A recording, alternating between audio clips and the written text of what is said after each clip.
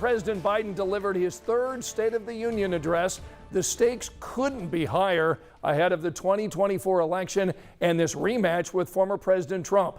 NBC's Alice Barr reports tonight from Capitol Hill. The President of the United States. President Biden addressing the nation tonight in one of the most important speeches of his political life. I came to office determined to get us through one of the toughest periods in the nation's history. We have. The president using his third State of the Union to tout his accomplishments. 15 million new jobs in just 3 years, a record, a record. The president vowing to fight for reproductive rights. If you, the American people, send me a Congress that supports the right to choose, I promise you, I'll restore Roe v. Wade as the law of the land again. As protesters gathered outside over his handling of the Israel-Hamas war, inside the chamber, President Biden addressed both family members of Israeli hostages and lawmakers from his own party outraged about the suffering in Gaza. I'm directing the U.S. military to lead an emergency mission to establish a temporary pier in the Mediterranean on the coast of Gaza. With the new Republican House Speaker sitting behind him, the president pressing House GOP members to pass aid for Ukraine, as well as funding for Israel and the U.S. southern border. Send me a bipartisan national security bill. History is literally watching. Former President Trump using his social media platform to rebut tonight's speech. We cannot take it any longer as a country. With the 2024 general election now underway, President Biden seizing the moment as both commander-in-chief and candidate. In Washington, Alice Barr, NBC News. During the president's speech tonight, you may have spotted 3 Hoosiers in the audience as honored guests. Our Logan Gay talked with one of them before tonight's State of the Union. Logan? Yes, Scott, I spoke with Justin Phillips. She started the nonprofit Overdose Lifeline in honor of her son Aaron, who died from a heroin overdose 10 years ago. Since then, she's made it her mission to help others.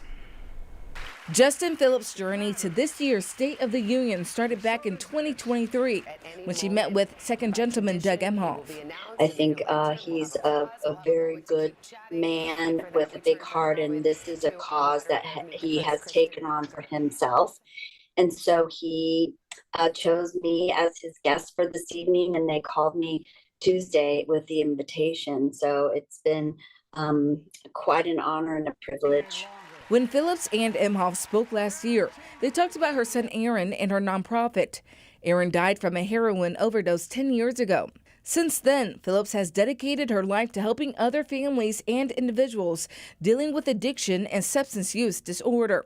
It's why she started Overdose Lifeline. It was important to talk about Aaron and talk about his cause of death so that we wouldn't have to feel the stigma, so others could also have a community. And so this is just continuing by letting it be part of the national stage. Phillips hopes President Biden and his administration put a focus on the fentanyl overdose crisis. It's a very challenging solution.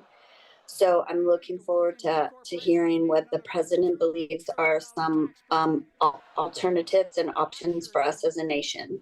She wants to send a message not only to the lawmakers there, but to the millions of Americans who deal with substance abuse every day. I hope that it helps them feel that they're not alone, that we're not suffering alone, that there are people who are out there on behalf of all of us, trying to keep the issue at the forefront of the leaders and the people who have the decision-making abilities. But most of all, she's thinking about Aaron.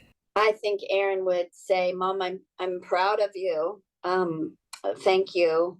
He also would be very humbled. Aaron was pretty empathetic and honestly pretty humble. United Auto Workers President Shawn Fain, who started his career at a Chrysler plant in Kokomo, was also in the First Lady's box. And Dr. Caitlin Bernard, the Indianapolis OB/GYN, who provided an abortion to a 10-year-old rape victim from Ohio, was in the audience. She was a guest of a congressman from California. Logan, thanks so much. And our coverage of the State of the Union continues online tonight. You can watch the highlights, the Republican response, and Hoosiers featured during tonight's speech, all on WTHR.com.